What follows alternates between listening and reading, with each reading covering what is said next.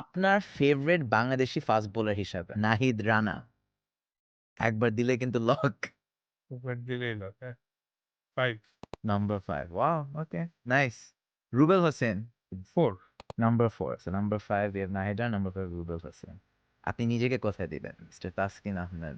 3, nice. Shariful Islam. 6, ওকে। তানজিম হাসান সাকিব। 10, এবাদত। হ্যাঁ, god খেয়ে গেল মনে হয়। 7, 7. শফিউল ইসলাম। 9, মাশরাফি মুর্তজা। নাম্বার 1, নাম্বার 1 আমার চাইল্ডহুড হিরো এবং অনেক কিছু আছে আরকি।